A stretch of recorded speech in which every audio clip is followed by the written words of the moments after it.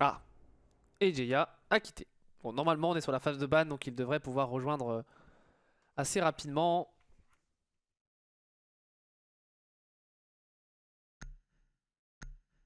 Pour tout ce qui est voilà, pour tout ce qui est cast, autre cast, point d'exclamation multi-twitch, et comme ça vous avez en théorie tous les casts. Et le premier opérateur banni, pardon, ce sera le Capitao, banni donc par les Grim Ravens. Commence à la Riost, ok. On call le Riost. Bah écoutez, va. Ok, on va Riost la game. Ok, ok.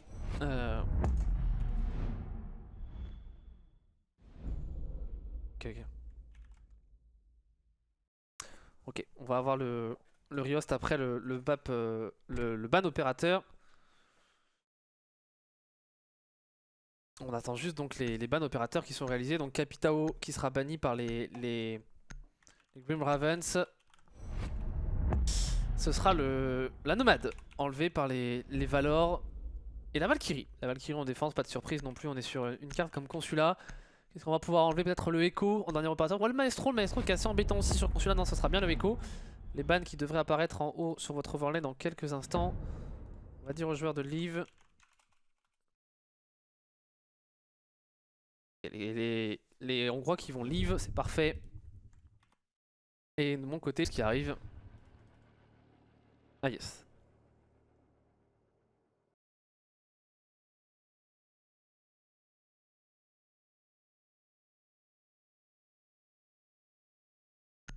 On va partir donc sur le premier round.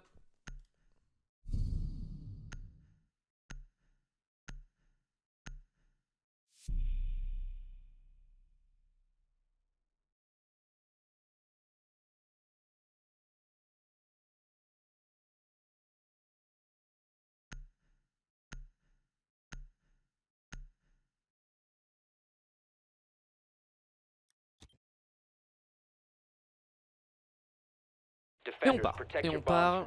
C'est encore en train de setup 2-3 petits derniers éléments. Forcément, si la manette n'est pas branchée, ça ne peut pas fonctionner. Puisque c'est, pour ceux qui pourraient se poser la question, c'est bien moi qui vais host la game, la rencontre. Pour vous tenir au courant des résultats, vous faites un point d'exclamation bracket et vous avez tous les petits soucis de son qui arrivent parfois à cause de... Je pense que c'est à cause de la manette qui cause quelques petites interférences. Who is playing Valor against Grim Ravens?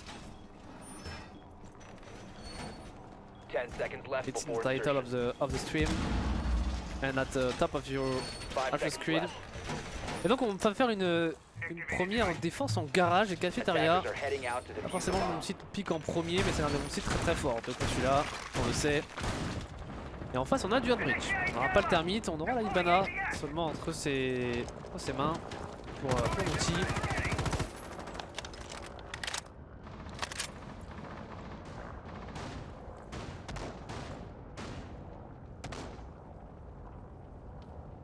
Et donc on outil sur le Hardbreacher accompagné de pas mal d'éléments de stuff. On a Kaz avec sa KB qui a les grenades d'informatation.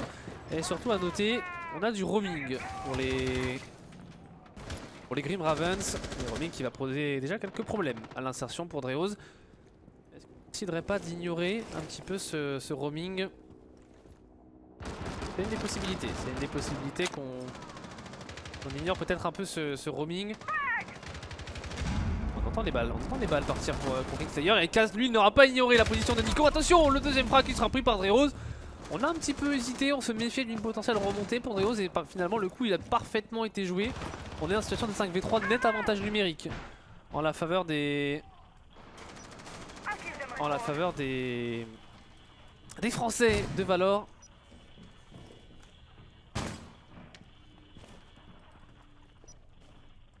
Hunterwolf qui est en bass-room dans une position qu'on connaît bien évidemment.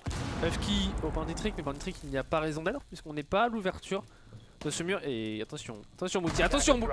Ok, le trade c'était quasiment écrit là entre les deux joueurs. On est maintenant en 4v2, avantage toujours aux assaillants et Hunterwolf il est mis sous grosse pression.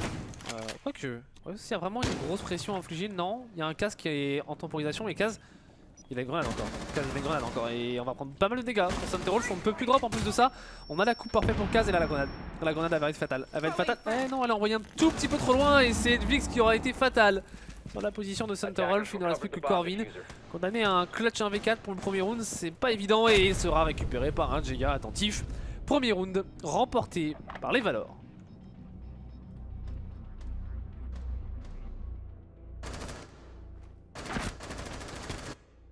Solide ce premier round. Ils ont réalisé un déroaming solide. Clairement rien à dire de ce côté-là où les Grimraven sont malheureusement pas fait, n'a pas été suffisant ce qui a été proposé par les Hongrois.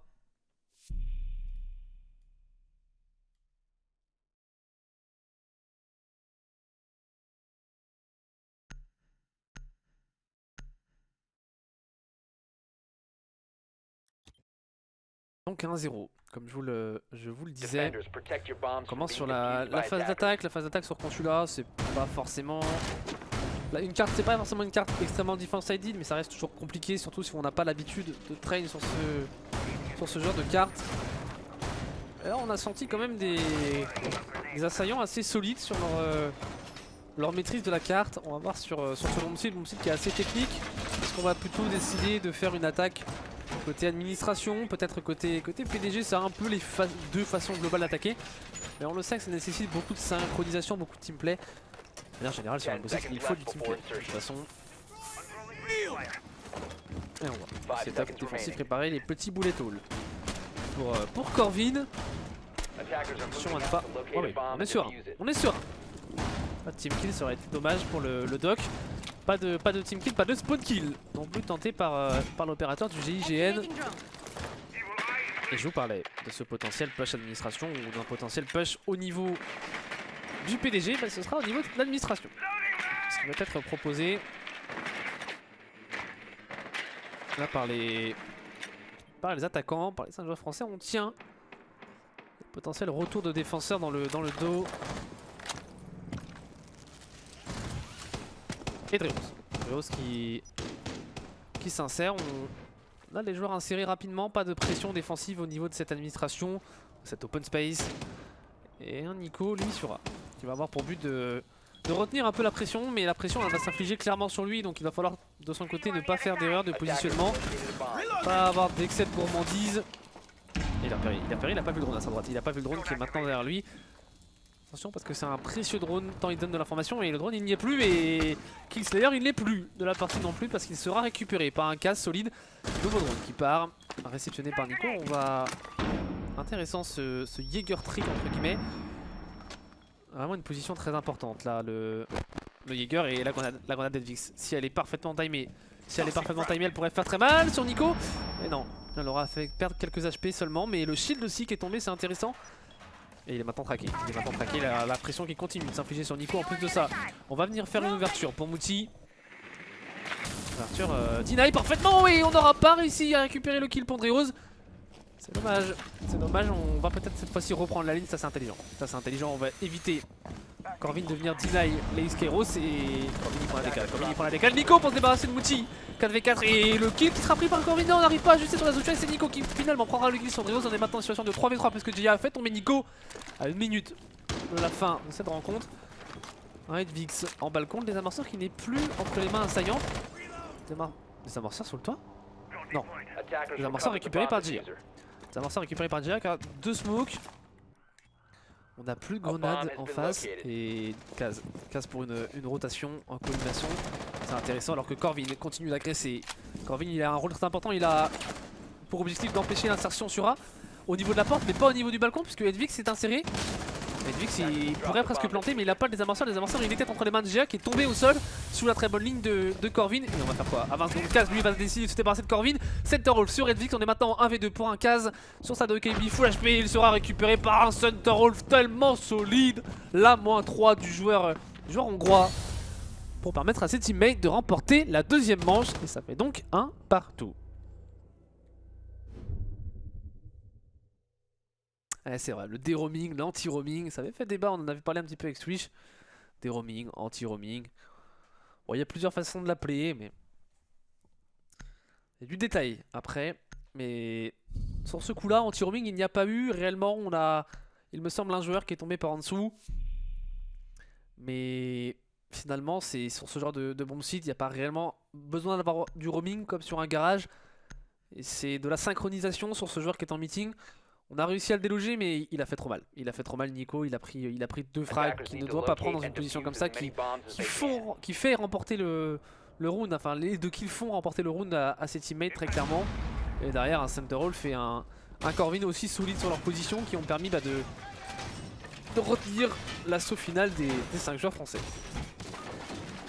Et on reprend le garage qu'a fait derrière pour cette troisième manche. Ready. 10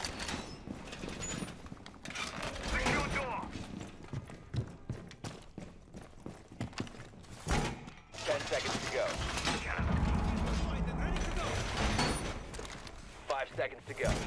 Interrose pour venir renforcer ses murs de la bassroom, les mêmes positions qui devraient être obtenues par le mut avec ses jammers pour limiter les ouvertures. On n'a pas réellement changé le setup défensif, on a toujours ce roaming. Kingslayer qui est passé sur un Lésion en lieu et place du Vigile. Intéressant pour pouvoir positionner les Goomine. On les voit déjà d'ailleurs positionnés au niveau de la meeting. Et le déroaming, l'anti-roaming qui va commencer dans... Enfin, qui a déjà commencé pour Kaz, on s'insère. Pour Dreros sous les calls de son teammate, sous le bon droning du support Kaz. Kaz qui est peut-être, j'imagine, le leading game. C'était déjà le leading game, il me semble, chez les World in Progress. Très bon jeune joueur, Kaz. Il a montré tout son talent, notamment lors de la Student Trophy qu'ils ont remporté avec les anciens World in Progress, puisque maintenant la line-up n'a plus rien à voir. Et on retrouve donc Dreros et Kaz un peu les deux inséparables, avec Edvix, l'ancien Alerion. Outil aussi qu'on connaît évidemment très bien. Une belle line-up là composée pour les Français. Et le bon droning se défait d'un trophy système. Une petite Goomine auparavant. Mais on fait perdre du temps et non, pas plus que ça. De temps fait perdre par Kingslayer. Puisque Dreros aura pris l'open frag et Nico va décider de totalement rotate et de revenir sur bomb site. Non, si, oui. Ça y est, on revient sur bomb site. On a hésité un petit peu pour Nico et attention Corvin sur la verticalité à pas venir se faire réceptionner. On a une double verticalité qui est réalisée par Edvix. Ou c'est cette verticalité pour jouer peut-être le joueur en bassroom, la grenade. Oh la grenade. Elle pourrait être intéressante mais il y a un trophy système, ça c'est dommage. De perdre un élément de stuff comme cela. On prend l'avantage numérique, on est en 5v4, on a un smoke très low HP qu'on aurait pu faire tomber. Maintenant il faut peut-être essayer de se défaire de cette position du mut en bassroom. Mais pas évident de se défaire de la position d'un joueur au contact shotgun. Et on a repéré la position, on la connaît, on s'en doutait. Maintenant il va falloir la négocier parfaitement, la bonne flash. Et là si on envoie une grenade parfaitement... et voilà, j'allais dire parfaitement timée. Elle a été parfaitement timée cette grenade de Kaz et elle leur permet de prendre un net avantage numérique. Le C4 complètement raté pour FK. On est en 3v5, il faut tenter quelque chose. Et pourquoi pas une remontée pour le bandit.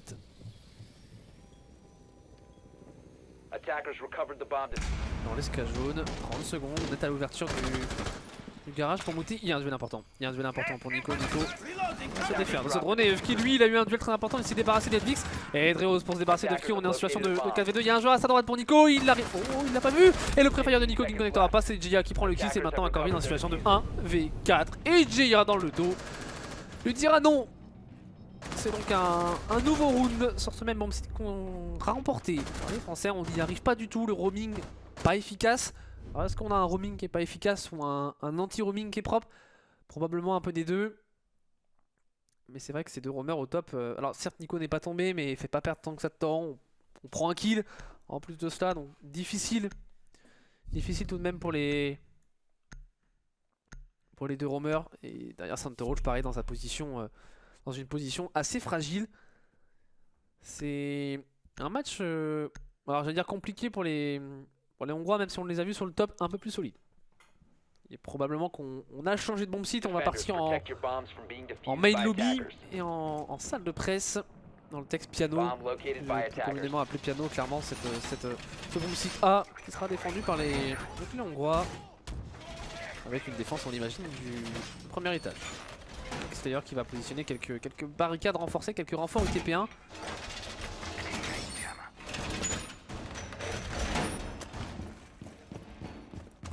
Attackers have located a bomb.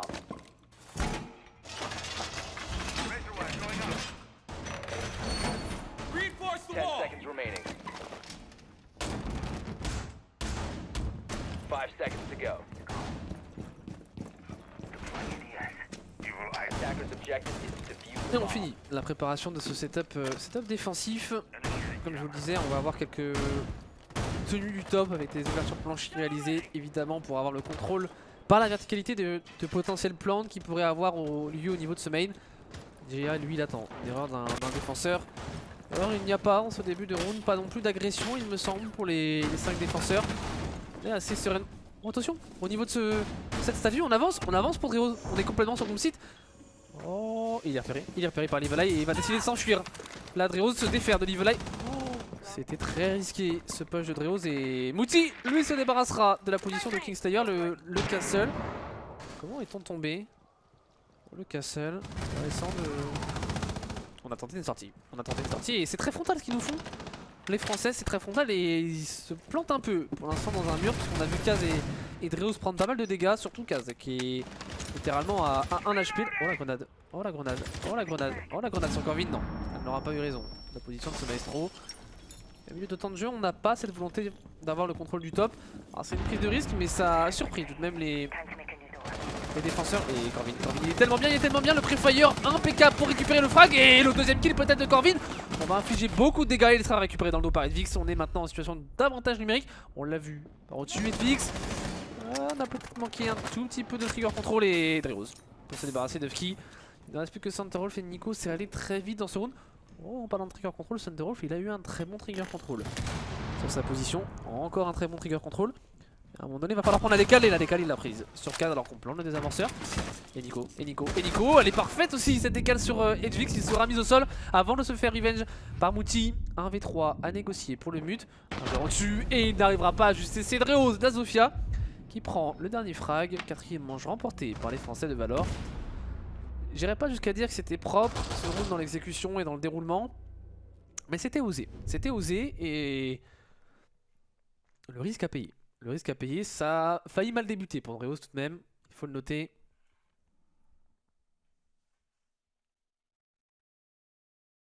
Mais 3-1, 3-1 sur les phases d'attaque. Il faudrait maintenant mettre ce bomb-ci du dernier étage, enfin du seul et dernier étage de cette carte qui est consulat. Consulat français en Côte d'Ivoire. Mais c'est vrai que mettre cette attaque, en plus de remporter une 4ème manche, ça mettrait un coup sur la tête. Parce que c'est la seule défense qu'on a remportée, c'est un peu la seule chose pour l'instant à laquelle on peut se raccrocher pour les Grim Ravens dans cette rencontre. Donc c'est important que ce round pour les défenseurs. Avec une apparition dans la composition défensive d'un pulse. C'est-à-dire sur le pulse, l'opérateur du FBI SWAT. Intéressant ce pulse pour... c'est un pic très Year One, mais quelque chose qu'on voyait beaucoup en année 1, mais qu'on voit encore beaucoup. Ce pulse sur Consulat, c'est un pulse qui peut jouer depuis l'archive, donner l'information sur les rappels en administration. On sait que le point d'insertion il est plutôt côté administration pour les Français. 10 seconds remaining. Évidemment, le classique, le main lobby, sur lequel côté attaquant il va falloir toujours avoir l'information d'un joueur s'il y en a un. Il pourrait y avoir la présence de Kingslayer. Et on part donc sur cette 5ème manche, phase d'insertion, comme je vous le disais, par l'administration.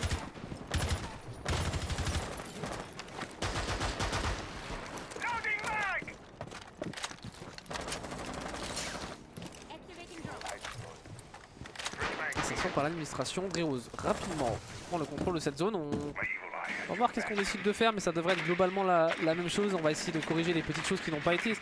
Ça se joue à des détails. Rainbow Six, il y a des petites erreurs qui ont pu être commises. Voilà, une flash qui est envoyée, mal envoyée pour deny un ADS. Ça peut être des petites choses comme ça qui jouent sur une rencontre. On va utiliser les sacs de Skyros pour venir faire cette ouverture classique qui va empêcher Nico de venir pique facilement sur cette porte Visa. Attention à l'avancée quand même de JR rapidement au contact de cette porte meeting. A bomb has been located. Et Corvin prend la décale, Corvin qui est dans une position très agressive. Oh Corvin, sa position elle est agressive. Elle est clairement agressive et si elle n'était pas lue par les attaquants, elle pourrait faire mal. Mais Nico il sait plus où donner de la tête. Il va se repositionner. Il a lâché la meeting, il a compris que la pression était trop grande. On a vu le drone. Ok. Apparemment on n'a pas envie de casser ce drone pour Nico. Attackers have located a bomb. Qu'est-ce qu'on fait pour les Français? On a Smoke, c'est le petit bait. C'est le bait tenté. Intéressant ce bait, on ne veut pas se précipiter sur le bomb site. Il y a des avanceurs qui rentrent dans les mains de Mouti. Et Mouti va rentrer. Et on va planter où? Il y a une grande dagas qui est envoyée en réponse par Ufki. Et Jaya pour se débarrasser de Corvin, on prend l'anti-frag. Oh Nico pour se débarrasser lui dans un revenge de Jaya. Et attention Mouti qui arrive pas à ajuster, qui va loucher un petit peu Mouti. Il est passé à sa droite, il le sait. On va le prendre à la Perrine 9. Oh le travers qui aurait presque pu connecter sur la position de Nico. Et les gars en contact. Et dans le dos c'est Dreos qui récupérera le frag finalement. Alors que Kingslayer lui c'est d'avoir de casse. Ça part dans tous les sens. Ce round c'est compliqué de savoir ce qui se passe un petit peu. Ce qui est sûr c'est qu'on est en 3v3, qu'il y a plus de C4 entre les mains de Kingslayer. Et il faut envoyer un composite duo à l'insertion sur cette porte. 40 secondes, on n'a plus de grenade à gaz entre les mains. On a tout de même les 81 balles de l'Alda 556. Et ça les 81 balles, on le sait, elles peuvent faire la différence. Mouti il a la position parfaite pour s'insérer mais Livolai qui va être deny par l'explosion des Skyros. C'est intelligent cette utilisation du stuff par Mouti. On va venir planter au niveau de la pause défaut alors que Dreo c'est des flanking, c'est-à-dire la cover était parfaite. Mais Ufki pour venir faire tomber cette même Zofia. On est en situation de V2, Santerolf qui est mis au sol et c'est maintenant une situation de 1v2 clutch pour le smoke. Et on peut planter. Mouti à la rotation qui prendra le kill.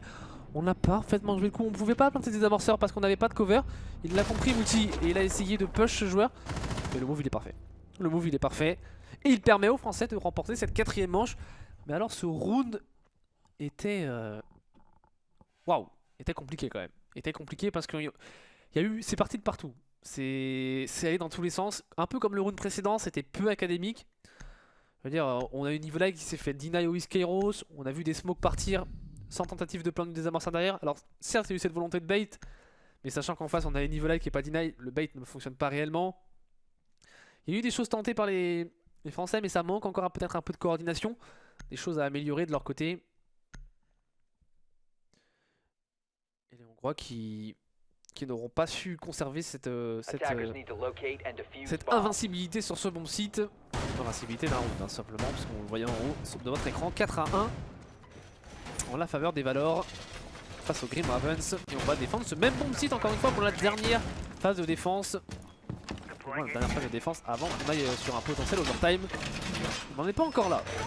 Entre les deux équipes.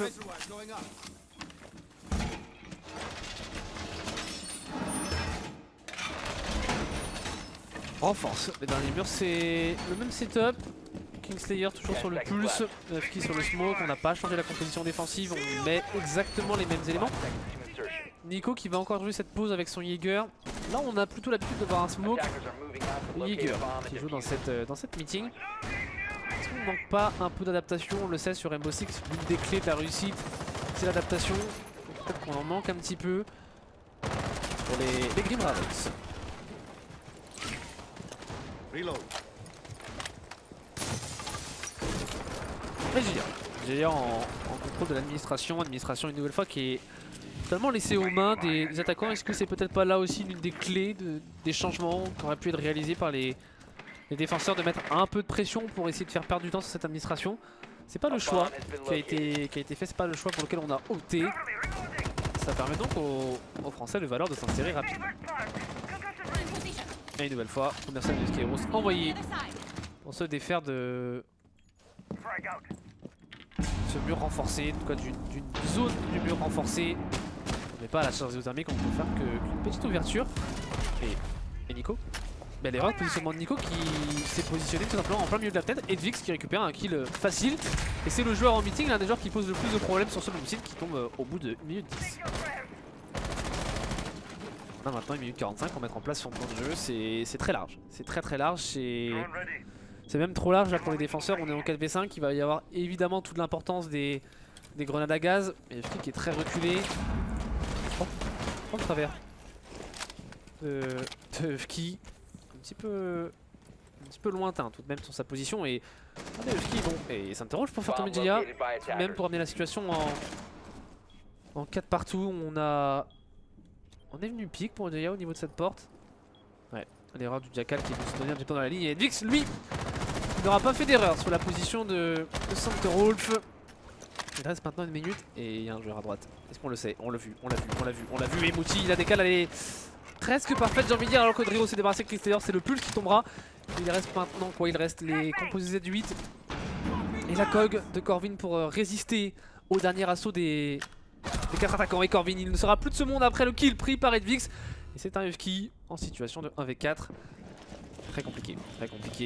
On est en plus de ça, le téléphone qui sonne, la bombe logique d'Odokb qui a détonné. On attend le retour parfait pour Drio. C'est le 6ème round remporté par les Valor.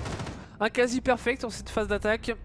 On a eu un petit accro sur l'un des rounds en bureau du consul et en salle de réunion. Mais finalement, ce sont bien les Valor qui mènent sur le score de 5-1. On pourrait d'ores et déjà s'offrir 5 balles de match à l'issue du prochain round. Ah, c'est allé vite. Ce soir, on a eu des matchs. Ah, les Français, ils sont pas venus là pour. Ils sont pas venus là pour rigoler. Très clairement. On les sent en place. On verra ce que ça donne par l'avenir, mais évidemment, ce sera une équipe à suivre. Pourquoi pas les re-suivre un petit peu sur les prochains matchs, les prochains matchs qui auront lieu donc demain à 19 h et mercredi aussi à 19 h. Ça pourrait être intéressant de voir un petit peu ce qu'on a comme confrontation et de voir les équipes françaises affronter des équipes encore un petit peu plus haut en niveau et en prestige. Même si c'est pas terminé. On va pas enterrer les Hongrois, mais 5-1 sur les phases d'attaque. Si on a un minimum travaillé ces setups défensifs, et ça j'en doute pas avec le bon coach Akdar qui est présent sur ce chat. J'imagine qu'on a quand même un minimum travaillé consulat si on est sur cette carte. Moi je suis plutôt confiant pour les Français. N'hésitez pas évidemment à supporter votre équipe favorite. J'imagine qu'il y a plus de supporters de la baguette dans le chat que de supporters de la Hongrie. On ne sait jamais. Tant que ça reste dans le respect. On sait que le chat c'est pas toujours évident. Allez, préparation du setup défensif maintenant quasiment terminée. Et voilà, la tenue d'administration dont on parlait tout à l'heure pour les défenseurs hongrois, et elle est faite par Andreos. Alors certes, Andreos peut-être un peu esselé, mais au moins il va faire perdre du temps, faire perdre des drones. Et ça c'est intéressant. Il y a un drone qu'il a repéré à sa gauche. Il l'a pas vu. Non, il a pas vu le drone Andreos. Il a vu un premier drone et il a vu le deuxième. On a un trophy système en plus entre ses mains, ce qui veut dire qu'on va pouvoir éviter toutes les grenades. Mais grenades on en a même pas en plus. C'est à dire que dans la composition on a que des éléments des flashs, on a des concussions, mais c'est tout ce qu'on a. C'est trop pauvre pour faire tomber ce joueur. Et attention à la position de Nico. Et là Andreos il faut pas faire l'erreur. Les deux impacts elles vont lui faire très mal. Ah non, elle est ratée. Elles sont ratées les deux impacts. De Nico. Et maintenant c'est avalé par le trophy système en plus de ça. Et Dreos lui il a pas à bouger de son coin. Lui son objectif c'est de faire perdre du temps. Il l'a déjà fait pendant 1 minute, c'est du bonus. Et Santerwolf lui il aura fait perdre la vie à Kaz. C'est le maestro qui tombe. On n'a pas vu comment, mais c'est dommage quand même de perdre le premier joueur sur alors que de l'autre côté il y a Dreos qui fait un travail monstre. Un drone renvoyé, un troisième drone cassé. C'est un jeu d'enfant pour Dreos. Ouais, on va rester sur sa vue, mais non. Et oh si quand même, Husky. J'ai cru que Dreos allait même récupérer le kill. Finalement on fait perdre du temps, mais on se retrouve en 5v3. Et là c'est plutôt avantage au Grim Ravens. Ah je pense qu'on a eu... Ok, et Jaya qui se débarrassera de Corvin. A mon avis on a eu une sortie tentée par Kaz. Ouais, la sortie et la très bonne cover, alors que Husky se débarrassera de Edvix. Ça tombe un petit peu trop vite en la faveur des Grim Ravens. On est en situation de 2v4, il va falloir suragresser. Et Jaya il l'a compris, Jaya il le sait. Il a entendu ce joueur, il va entendre au contact. Et Jaya il a un duel important. Il va falloir prendre un premier kill pour ramener la situation en équilibre numérique. Et Jaya peut-être pour le double kill, la monstruosité du doc. L'action parfaite, il le fallait ce pic pour ramener la situation à Bomb located by l'équilibre, attackers. pour contrebalancer avec cette infériorité.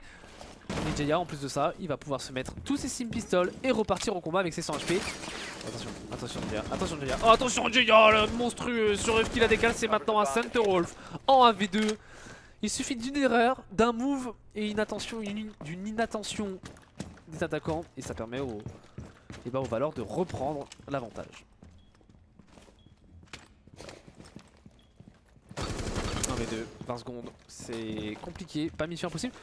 C'est 3 IUM en main. On va même pas utiliser le 15 stuff. seconds remaining. On va envoyer une première UM pour deny le champ de vision des 10 équipiers. seconds to go. Et on sait qu'il arrivait par là ce joueur avec ses multi par en dessous intelligemment. La bonne coupe sur la rotation. Et un round qu'on n'aurait jamais dû perdre. Pour les Grim Ravens, et ben, on l'aura perdu. C'est terrible mais c'est des choses qui arrivent. Jaya qui fait le bon move. Alors il fait le bon move mais c'est aussi une grossière erreur clairement des attaquants. Et là c'est 5 balles de match qui s'offrent à eux. Quand vous venez perdre un round comme ça, mentalement il faut être solide. Mentalement il faut être très solide. J'en ai bien peur que ce soit quasiment déjà terminé.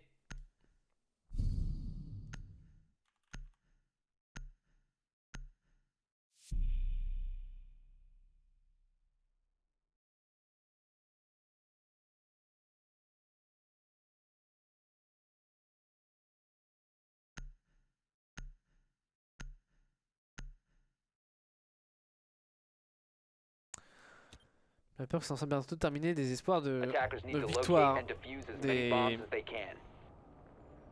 Grim Ravens. Défense en garage et cafétéria. Ouais, c'est un vrai français. Avec un KI dans la composition défensive, pas de bandit pour le potentiel bandit trick.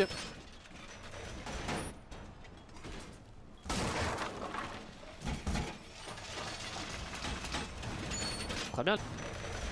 Le KI sélectionné par Kaz. Aussi sur le smoke. Et on va peut-être avoir du roaming, notamment on pense à Jaya sur son vigile. Il va falloir que le roaming soit un peu plus efficace que ce que nous avaient proposé les Grim Ravens, eux, sur leur phase de défense. 5 seconds left before insertion. Attackers must locate and defuse a bomb. Attackers dropped the diffuser. Attackers recovered the diffuser. Et phase d'insertion. Phase d'insertion, 8ème manche.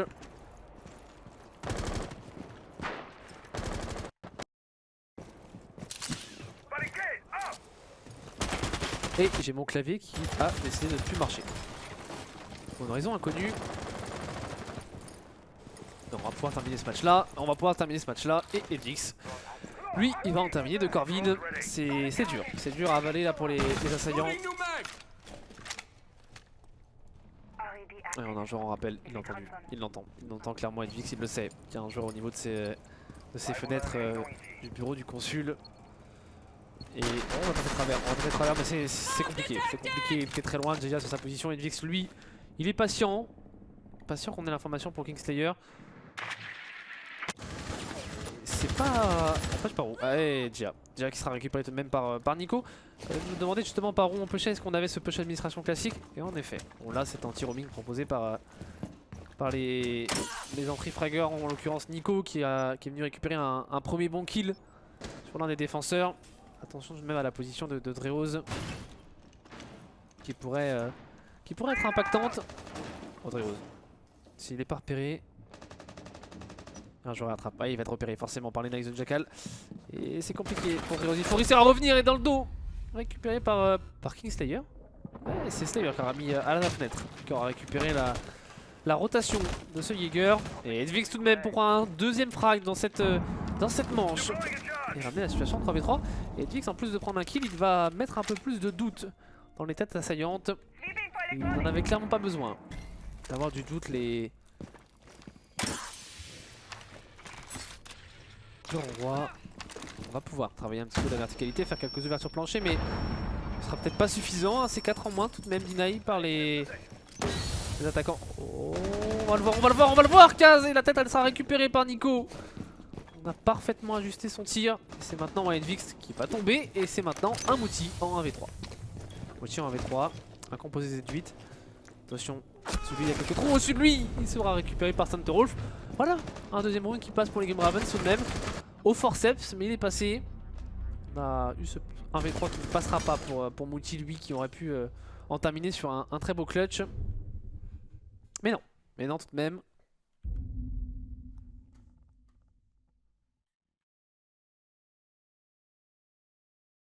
Pas de clutch de folie pour Mouti pour finir en apothéose. Ça fait donc 6-2.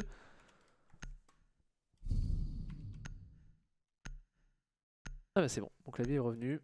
Visiblement je peux réécrire.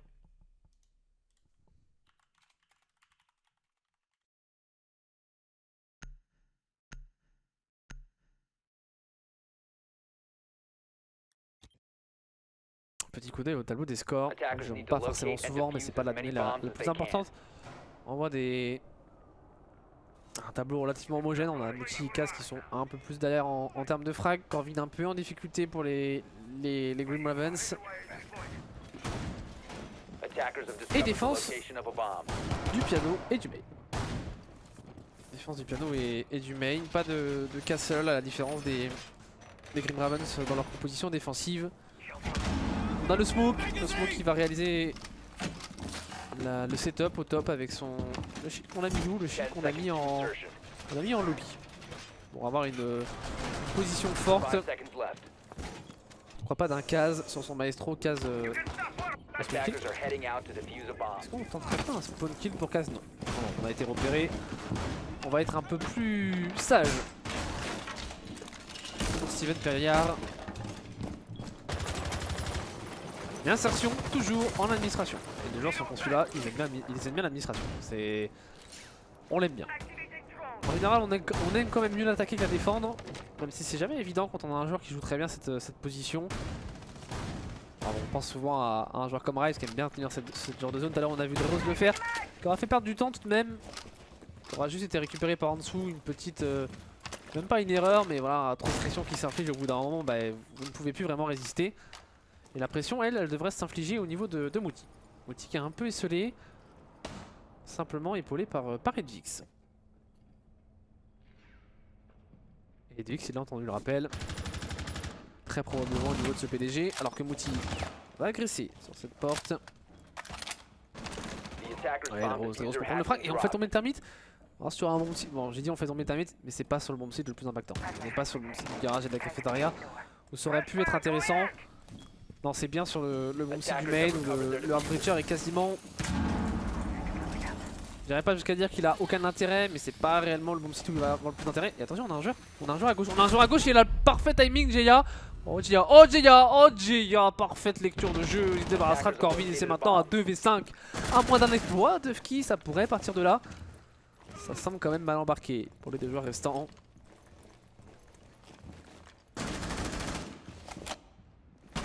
On est très séparés, Edvix va prendre le frag sur Santerwolf. C'est un FK en situation de 1v4. On traque le joueur et on ne prendra pas le kill. C'est Dreos qui remporte son duel. GG forcément entre les deux équipes. C'était encore une fois une rencontre un peu à sens unique. Mais c'est une équipe française qui l'emporte. Donc j'ai envie de dire on est plutôt